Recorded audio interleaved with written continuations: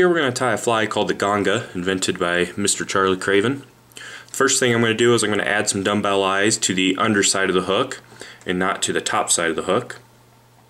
Now we're going to tie in the tail. For that I'm going to use 2 pieces of marabou, and I'm going to tie in the tips of the marabou. And I want that marabou to be about the length of the hook, so I just kind of roughly measure it out. I'm going to tie it in.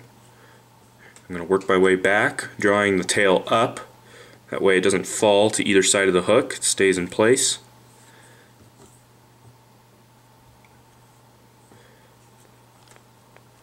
You can tightly wrap it down. Now we can trim out the excess marabou.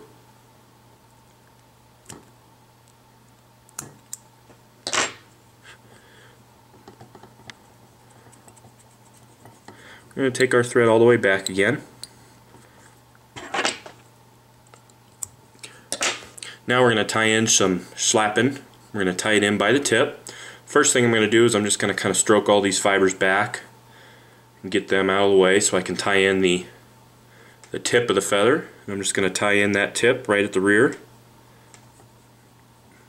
just leave it hanging off of the back of the hook for now. You can trim out the excess. Now the next thing we're going to do is we're going to tie in the dubbing. For that I'm going to use a dubbing loop. So I just simply make my loop. I have a dubbing tool with a forked head. I'm going to apply some black UV dubbing. You can also use peacock dubbing for this if you would like to use a substitute.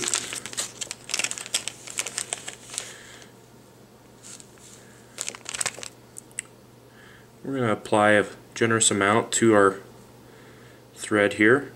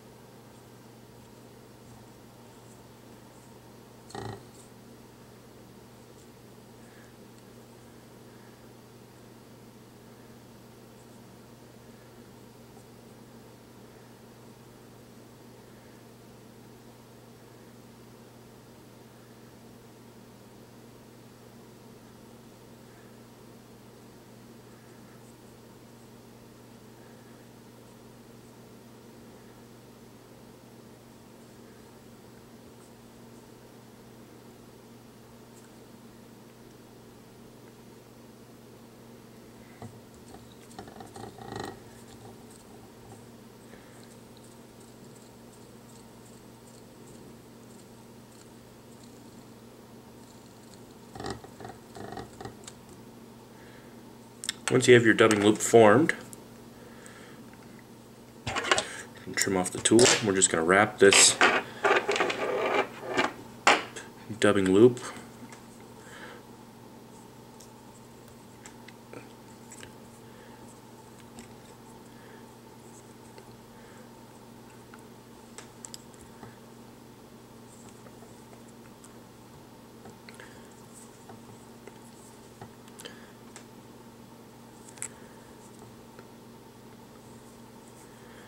Once you get to the back of the eyes, you're just going to capture your dubbing.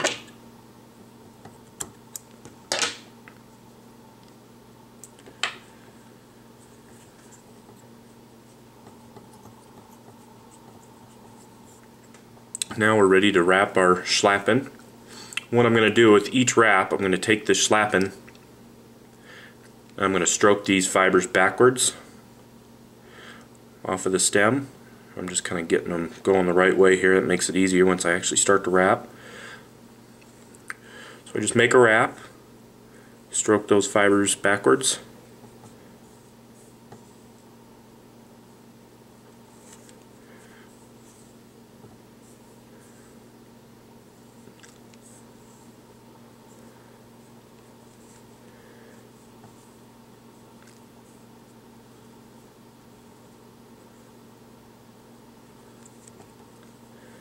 This will all lay back nicely when I'm all finished. And then once you get towards the rear of those eyes again, you can trim out the excess. Now I'm just going to take all that slapping and just force it all back.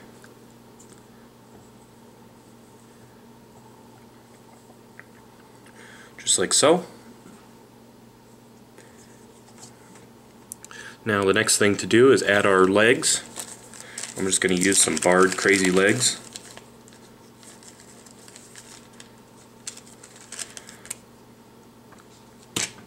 I'm going to use 3 clumps, or 3 legs.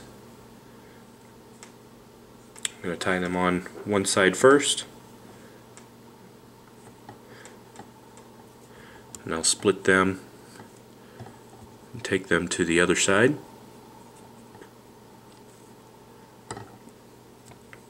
I'm just going to leave those hanging back for now, just kind of out of the way.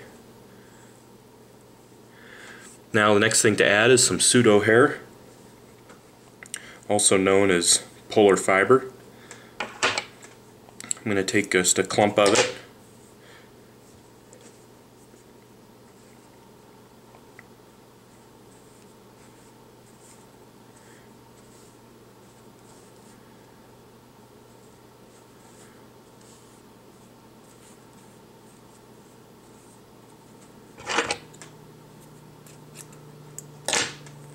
first thing I'm going to do once I get that clump is I'm going to stroke out all the butt fibers,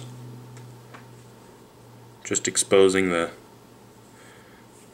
tips of the pseudo hair.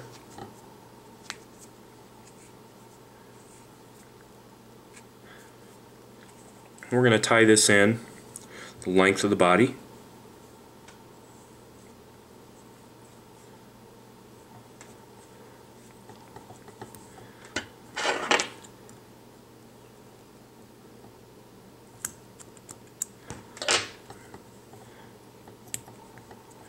Now once we have that tied in, we're going to make another dubbing loop. We're ready for the head material.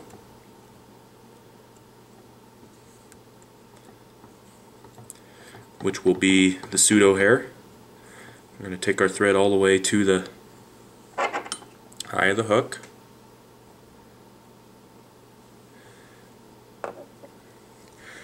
Now the pseudo hair for this step, we're going to trim a chunk out. We're going to tie in little 1-inch chunks of pseudo hair into our dubbing loop. So I just kind of prepare a few chunks.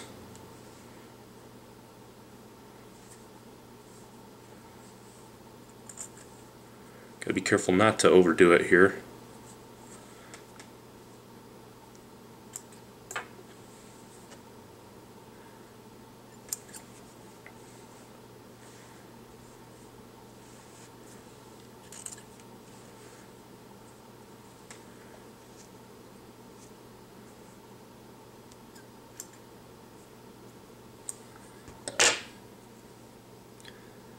So once I have the pseudo hair ready, I just put it in my dubbing loop. I'm going to spread it out so it's not all stuck in one clump.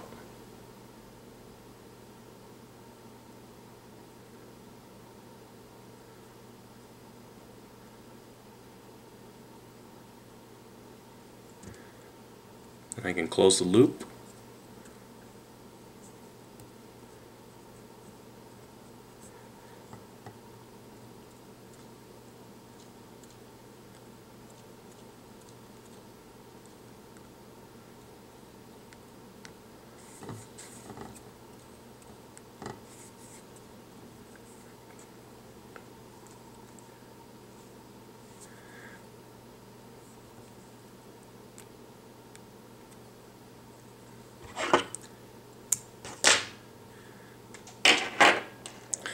And then what you can do is you tease out a little bit of the polar fiber here. I'm going to wrap this around my shank of the hook. I'm going to stroke back all this polar fiber with each wrap, or the pseudo hair I should say, same thing as polar fiber.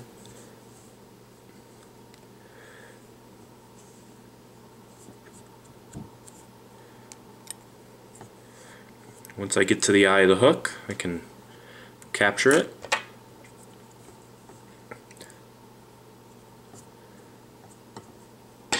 Trim out the excess.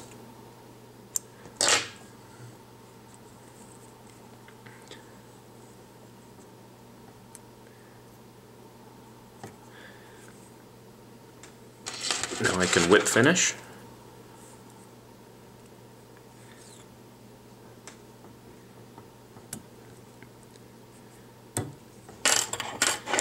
Now what we need to do is finish the head by just trimming it. By trimming it to like kind of a bullet head shaped.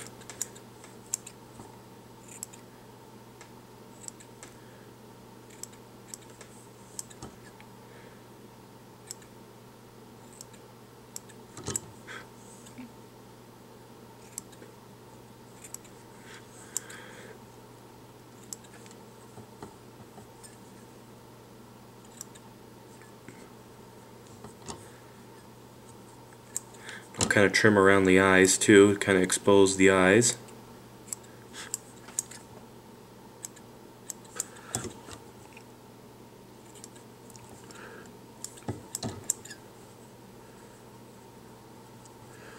Try not to trim any of your schlappen or your other leg materials. We can trim our legs too at this point. You want those legs to be about the length of the body, just a hair less. There we go.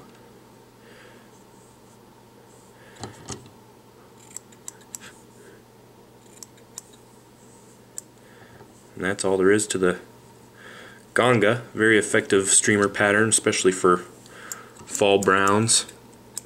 Pushes a lot of water, makes a lot of ruckus in the river. Looks a lot like a sculpin or a bait fish. It can be tied in other colors. It doesn't have to be tied in black. It can be tied in olive, a cream color to imitate like a sucker minnow. It can be tied in olive. Very versatile pattern. Really neat looking pattern too. A lot of fun to tie. It can be tied in an articulated version as well, or you join another hook shank up to it. And that's all there is to the Gonga. Great little streamer pattern.